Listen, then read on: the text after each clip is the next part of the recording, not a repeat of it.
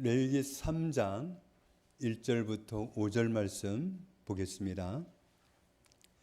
사람이 만일 화목제의 제물을 예물로 드리되 소로 드리려면 수컷이나 암컷이나 흠 없는 것으로 여호와 앞에 드릴지니 그 예물의 머리에 안수하고 회막문에서 잡을 것이요 아론의 자손 제사장들은 그 피를 제단 사방에 뿌릴 것이며 그는 또 그 화목제의 제물 중에서 여호와께 화제를 드릴지니 곧 내장에 덮인 기름과 내장에 붙은 모든 기름과 두 콩팥과 그 위의 기름 곧 허리 쪽에 있는 것과 간에 덮인 꺼풀을 콩팥과 함께 떼어낼 것이요 아론의 자손은 그것을 제단 위에 불 위에 있는 나무 위에 번제물 위에서 살을지니 이는 화제라 여호와께 향기로운 냄새니라.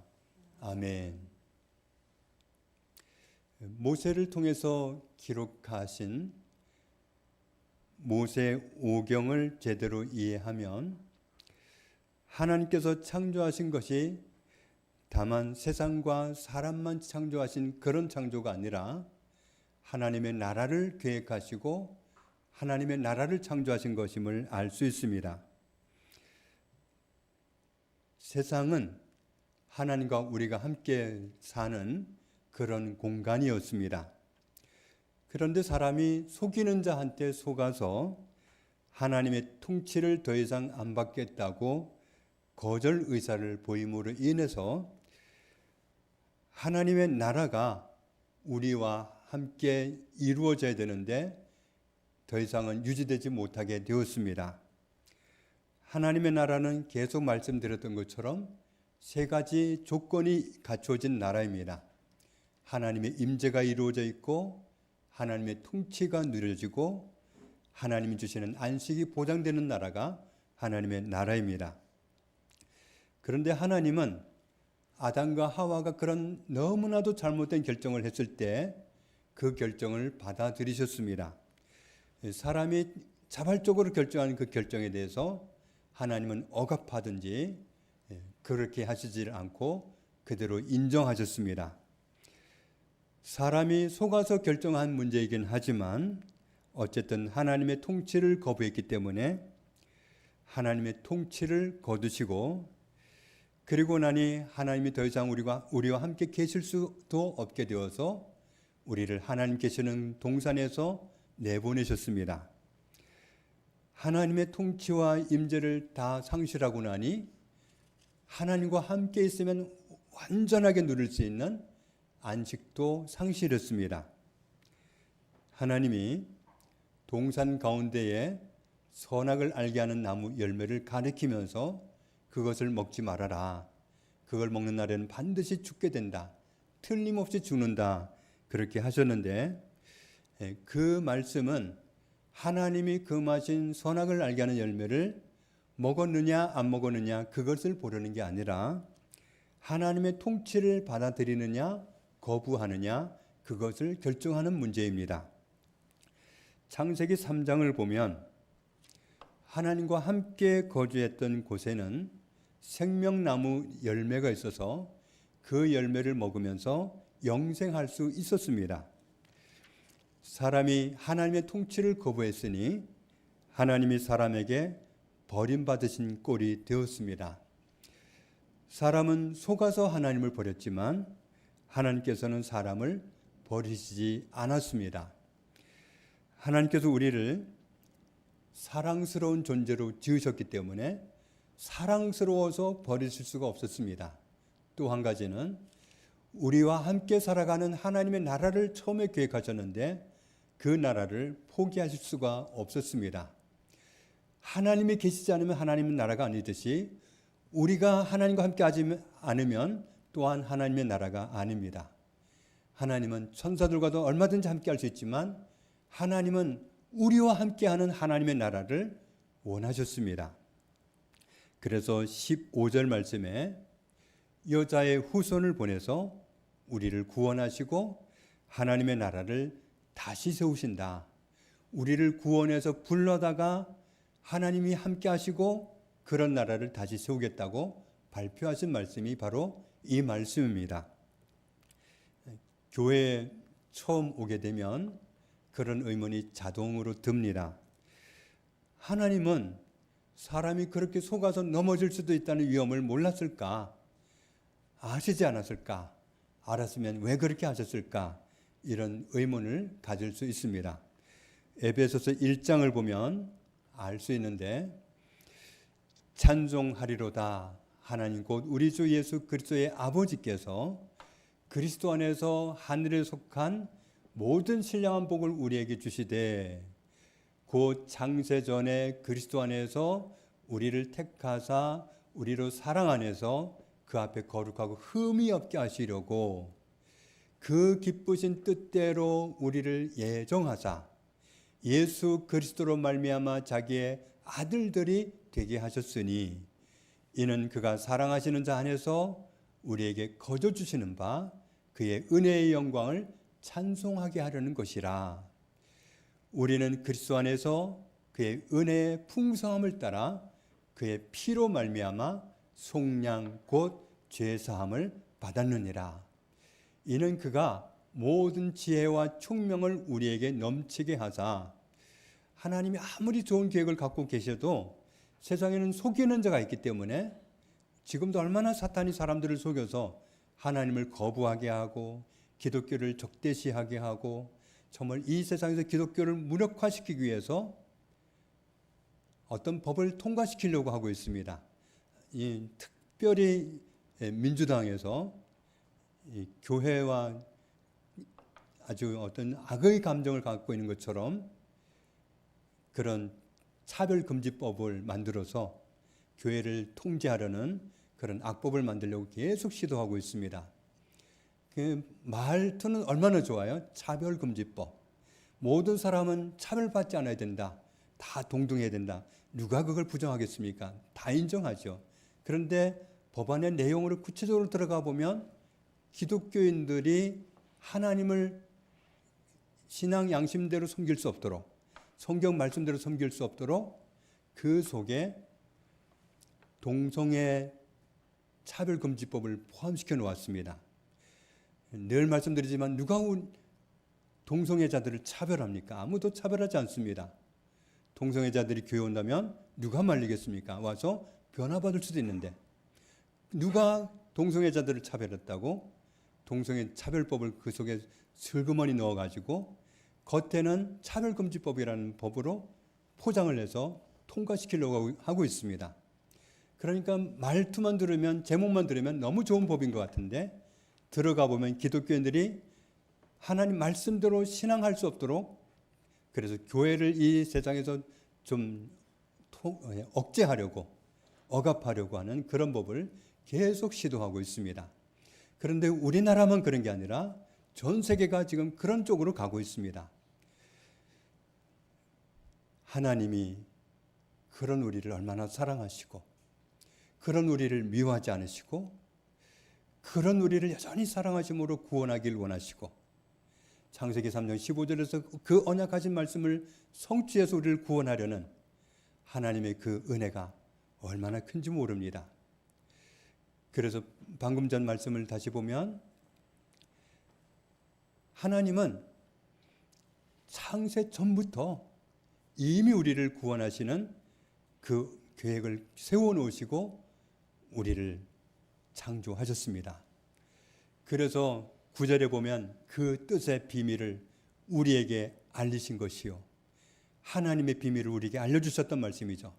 그의 기뻐하심을 따라 그리스도 안에서 때가 찬 경륜을 위하여 예정하신 것이니 하늘에 있는 것이나 땅에 있는 것이 다 그리스도 안에서 통일되게 하려 하심이라.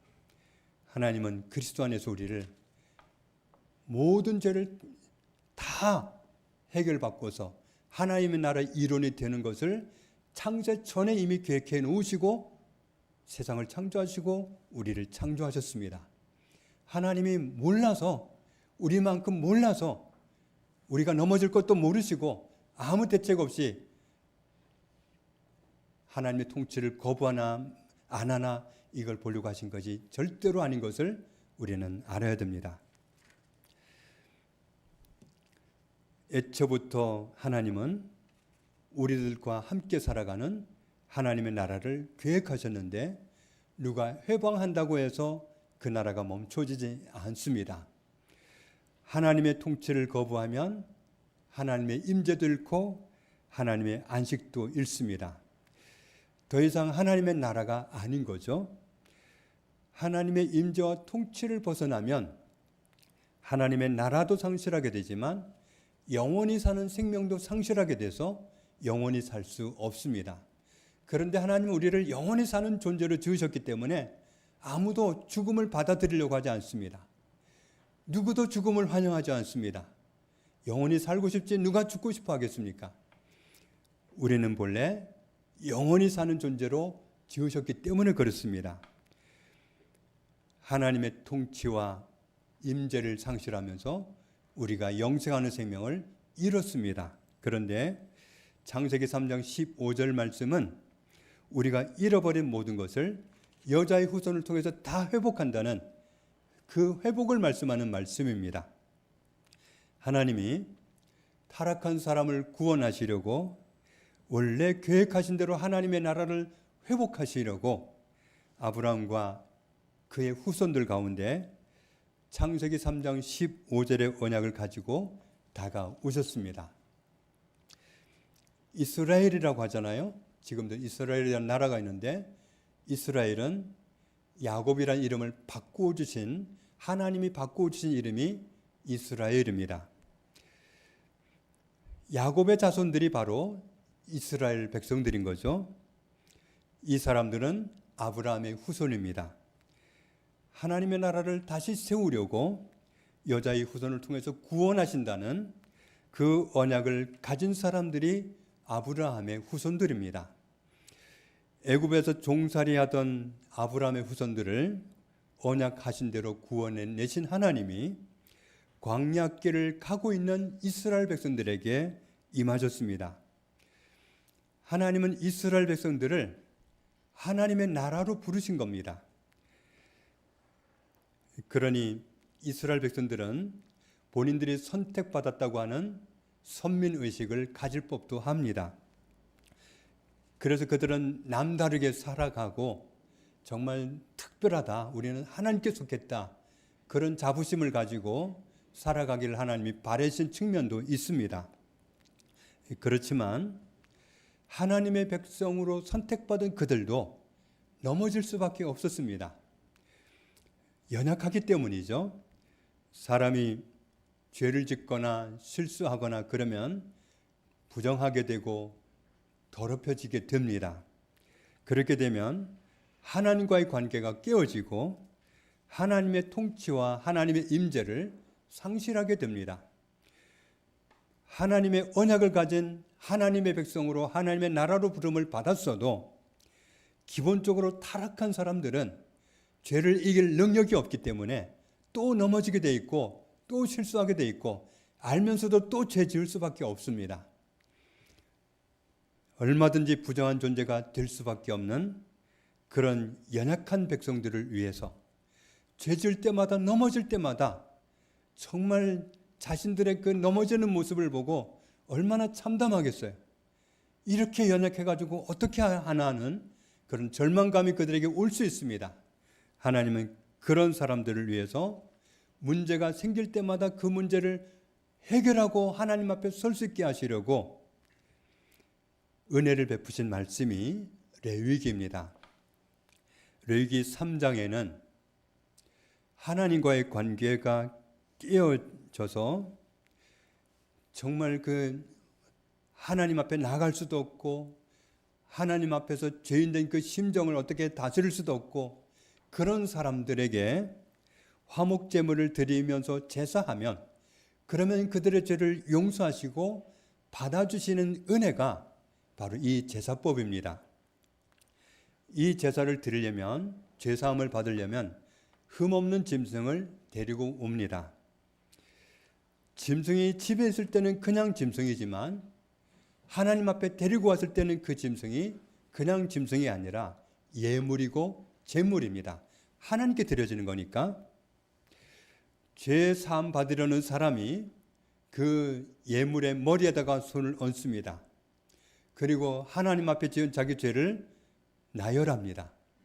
그것은 자기 죄가 짐승에게 넘어가도록 하는 과정입니다.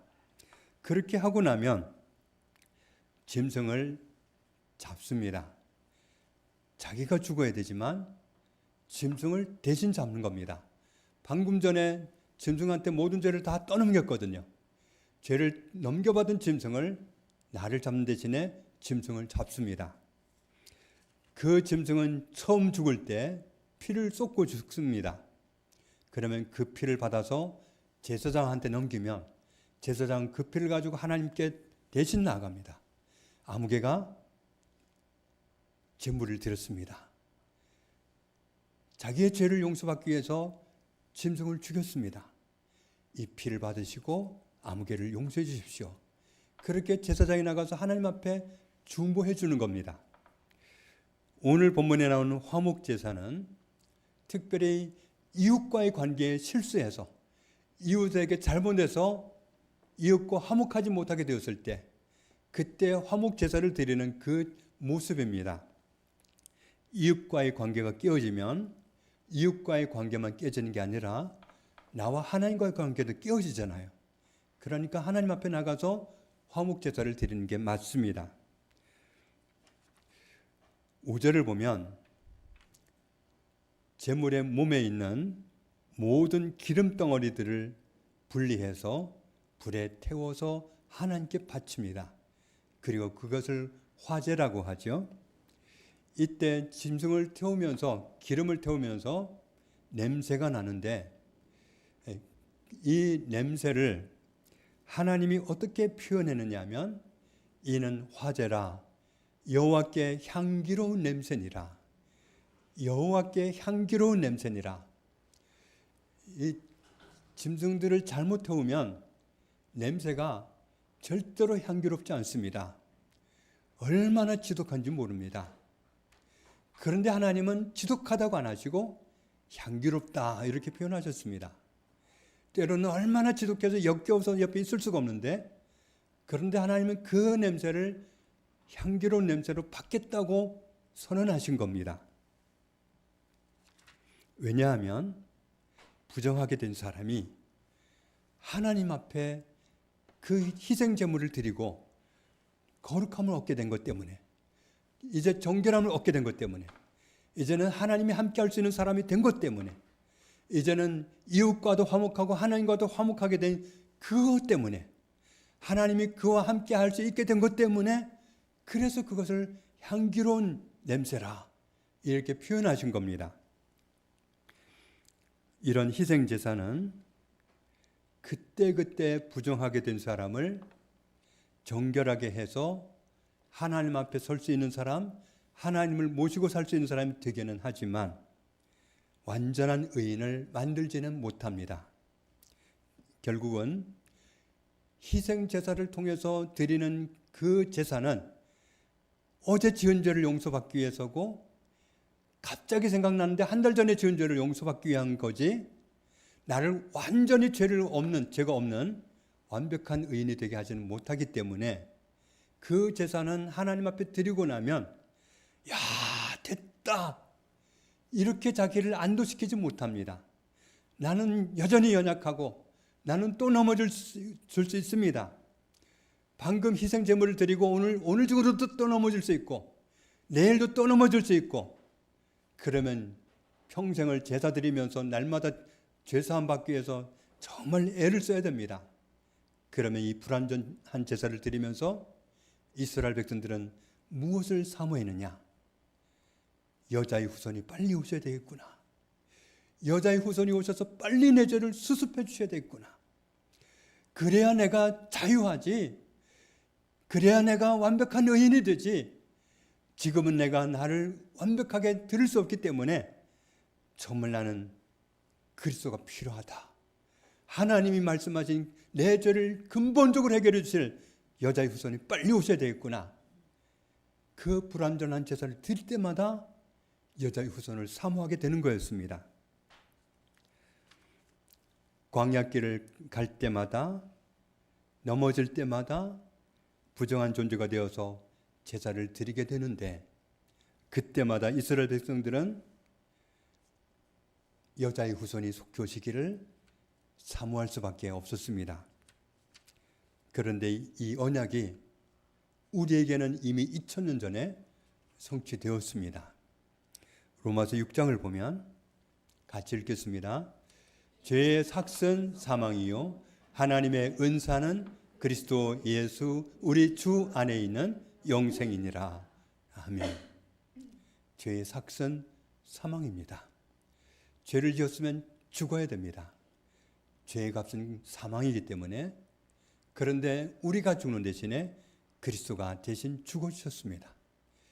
이것은 어느 날 갑자기 일어난 하나님의 은혜가 아니라 창세 전에 계획하신 일이었고, 창세기 3장 15절에서 언약하신 그 언약대로 이루어진 은혜였습니다. 그리스도 예수 우리 주 안에서 우리는 모든 죄를 해결받았고, 이 은혜를 인정하는 순간부터 영생을 회복하게 되었습니다. 3장 말씀을 보면 모든 사람이 죄를 범하였음에 하나님의 영광에 이르지 못하더니, 같이 읽습니다. 그리스도 예수 안에 있는 속량으로 말미암아 하나님의 은혜로 값없이 의롭다 하심을 얻은 자 되었느니라. 이 예수를 하나님이 그의 피로써 믿음으로 말미암는 화목제물로 세우셨으니, 이는 하나님께서 길이 참으시는 중에 전에 지은 우리의 죄를 간과하심으로, 문제 삼지 않겠다고 하심으로 자기의 의로우심을 나타내려 하심이니, 같이 읽습니다. 곧 이때에 자기의 의로우심을 나타내사 자기도 의로우시며 또한 예수 믿는 자를 의롭다 하려 하심이라. 아멘. 예수님을 믿는다는 것은 여자의 후손으로 오셔서, 약속하신 대로 오셔서 내 죄를 위해서 내 죄값을 지불하는 죽음을 죽으시고 나를 의롭게 하셨기 때문에 그 예수님을 믿는다는 고백이 되는 겁니다. 로마서 5장 말씀을 보면 우리는 여자의 후손으로 오셔서 우리의 죄를 위하여 피 흘리고 죽으신 예수님 덕분에, 다시 말씀드리면 하나님이 아브라함에게, 아담에게, 이삭에게, 야곱에게, 이스라엘 자손들에게 계속 언약해 오셨던 대로 여자의 후손 예수 그리스도를 보내셔서 언약을 성취하심으로 우리는 의롭다함을 얻는 의인이 되었습니다. 10절 11절 말씀을 보면 우리는 예수 그리스도를 통해서 하나님과 화목한 관계를 얻었습니다. 하나님과 화목하지 않으면, 하나님과 관계를 회복하지 않으면 그 사람은 죄인이고 부정한 사람입니다. 그런 사람은 하나님이 계시지 않습니다. 그런 사람은 하나님의 나라가 아닙니다. 그런 사람은 그렇게 살다가 영원한 형벌을 받는, 거기에 가기 위해서 심판을 받게 되어 있는데, 그 모든 것을 끝내신 사건이 예수 그리스도가 여자의 후손으로 오셔서 우리의 죄를 해결해 주신 사건입니다. 요한복음 17장 말씀을 보면 같이 읽습니다. 영생은 곧 유일하신 참 하나님과 그가 보내신 자 예수 그리스도를 아는 것이니이다. 아멘. 우리가 어떻게 해서 영생을 잃어버렸는지, 영생하는 존재로 하나님이 주셨는데 도대체 어떻게 우리가 영생을 잃었었는지, 그 잃어버린 영생을 우리가 어떻게 회복하게 되었는지, 하나님이 우리에게 영생하는 존재로 지으셨는데 넘어져서 그 영생을 잃어버렸던 우리를 위해서 어떤 언약을 주셨었고, 그 언약을 어떻게 성취하심으로, 예수 그리스도를 통해서 어떻게 성취하심으로써 영생을 회복하게 해주셨는지, 이 은혜를 알면 영생을 얻습니다. 하나님이, 우리가 하나님을 거부함으로써 넘어졌을 때 언약하신 말씀이 여자의 후손을 통해서 구원하시고 하나님의 나라를 다시 세우시는 거였습니다. 하나님은 예수 그리스도를 통해서 이 언약을 이루어 주셨습니다. 하나님 본래부터 얼마나 우리를 사랑하시고 얼마나 용서하기를 원하시는지 레위기 말씀을 통해서 잘 살펴보면 하나님의 마음을 알 수 있습니다. 하나님은 죄를 지은 사람이, 부정하게 된 사람이 제사를 드림으로써 정결하게 되도록 법을 정해주셨잖아요. 은혜를 주셨는데 능력 있는 사람은 어떤 제물을 드리도록 했느냐 하면 소를, 암소나 수소를 드리게 했습니다. 짐승 중에는 수컷이 더 비싸답니다. 그런데 암소나 수소를 드릴 수 없는 사람은 형편에 따라서 암염소나 수염소를 드려도 용서해 주셨습니다. 암소나 수소 대신에 암양이나 수양을 드려도 그렇게 하고 하나님 앞에 나가서 죄를 사해 주시기를 고백해도 받아주시기로 했습니다. 그런데 형편이 안 돼서 양도 드릴 수 없고 염소도 드릴 수 없는 그런 사람은 비둘기를 드려도 용서해 주시기로 했습니다. 희생제사에서는 죄를 사함받게 하는 결정적인 단서가 피입니다. 그런데 비둘기가 피를 얼마나 흘리겠어요? 그래도 용서해 주시기로 했습니다. 그런데 죄를 사함받고 싶은데 형편에 비둘기도 드릴 형편이 안 됩니다. 그런 사람은 소제를 드려서 용서받게 해주셨습니다. 찌은 곡식, 가루를 드려서도 용서받을 수 있도록 문을 열어놓으셨습니다. 가루에는 피가 없습니다. 하나님은 그렇게도 정말 내가 형편이 안 돼서 죄산받지 못하는 그런 일이 없도록 누구라도 자기 죄를 발견하는 순간에 하나님 앞에 형편대로 나와서 자기 죄를 용서받을 수 있도록 문을 열어놓으셨습니다. 뿐만 아니라 그 어떤 더한 것을 드린다 할지라도 완벽한 의인이 되게 할 수 없는데 하나님은 애초에 계획하셨던 대로 창세 전에 계획하신 대로 그리고 창세 이후로 아담에게 약속하셨던 것처럼 여자의 후손 예수 그리스도를 보내서 우리를 의인 만들어 주셨습니다. 우리는 더 이상 희생제사를 드릴 필요가 없습니다. 나 죄사함 받아야 되는데 내가 뭘 가지고 하나님께 드릴까? 죄사함을 위해서는 어떤 제사를 드릴 필요도 없습니다. 그리스도가 여자의 후손으로 오셔서 내 죄를 완벽하게 해결해 주셨고 내가 언제든지 하나님 앞에서 하나님을 모신 그 상태로 살아갈 수 있는 은혜를 완벽하게 주셨기 때문입니다. 하나님은 언약을 성취하셨습니다. 예수 그리스도를 통해서 우리를 완벽하게 구원해 놓으시고 내가 죄를 해결할 수 없어서 하나님과 화목하게 지낼 수가 없고 그래서 이 세상에서도 하나님의 임재를 누릴 수 없고 하나님의 통치를 아무리 받고 싶어도 회복할 수 없고 그래서 그 절망 가운데 살다가 지옥 가도록 버려두신 게 아니라 하나님의 애초에 처음부터 약속하신 대로 여자의 후손으로 예수 그리스도를 보내셔서 우리를 완벽하게 구원해 놓으셨습니다. 그리스도가 내 죄를 해결하신 사실을 알기만 하면 그리스도를 통해서 나를 구원하신 그 은혜를 기억하고 하나님을 모신 그 감격 그대로 살아갈 수 있는 은혜를 하나님은 이루어 주셨습니다.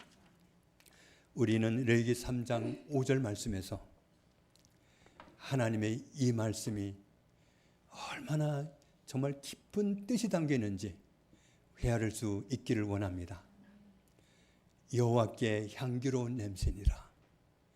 정말 그 짐승 태우는 냄새가 얼마나 고약할 수도 있는데 향기로운 냄새로 받겠다고. 나는 너의 죄가 사해지는 순간이기 때문에 너의 죄가 해결되는 순간이기 때문에 나는 그걸 향기로운 냄새로 받겠다고 작정하신 하나님의 선포. 정말 우리가 용서받는 걸 기뻐하시고 하나님과 내가 화목하게 되는 것을 기뻐하시고 그 냄새쯤이야 내가 향기로 받겠다고 하시는 하나님의 은혜가 얼마나 깊이 묻어있는 말씀인지. 여호와께 향기로운 냄새니라. 나는 네가 죄사함 받을 수만 있다면 네가 나와 화목하게만 된다면 모든 것은 향기롭다 하시는 하나님의 말씀을 생각하는 시간이 될 수 있기를 원합니다. 하나님이 기뻐하시고 하나님이 원하시는 하나님과 화목한 삶을 늘 살아가는 저와 여러분 되시기를 주님의 이름으로 축복합니다. 아버지 감사합니다. 우리는 속아서 하나님을 거부했지만 하나님은 애초부터 버림받을지라도 우리를 버리지 않기로 사랑하기로 작정하셨고 그것은 하나님의 작정이기보다 본성으로 사랑하는 사랑이셨습니다. 우리를 사랑하시기 때문에 우리를 통해서 하나님 나라를 다시 회복하기로 처음부터 계획하셨고 그 계획대로 예수 그리스도를 보내서 우리의 죄를 해결하시고 그 나라에 소속한 하나님 나라 되도록 우리를 불러주시는 애 감사합니다. 향기롭지 못한 제물을 받으시고도 우리가 죄사함 받는 그것이 좋아서 하나님과 우리가 화목하게 되어서 그것이 좋아서 이는 여호와께 향기로운 냄새니라 고백하셨던 하나님, 하나님이 얼마나 우리가 하나님과 화목하게 지내는 걸 기뻐하시는지 마음을 헤아려서 하나님 기뻐하시는 삶을 살아가는 저희들이 되게 하여 주옵소서. 우리는 여전히 연약합니다. 은혜를 입었는데도 연약합니다. 그리스도가 내 죄를 위해서 그 무지막지한 희생 다하고 죄사함 받은 것을 알면서도 우리는 연약합니다. 주님 우리를 긍휼히 여겨 주옵소서. 우리를 용서하여 주시고 죄를 이길 수 없는 우리에게 성령을 부어주시고 성령님의 도우심으로 죄를 이길 능력을 주옵소서. 하나님이 얼마나 우리를 화목하게 살기를 원하시는지 알았사오니 하나님과 화목하게 살 수 있는 능력을 부어 주옵소서. 죄를 이길 능력을 성령을 부어 주심으로 도와 주옵소서. 예수님 이름으로 기도합니다. 아멘. 찬송 250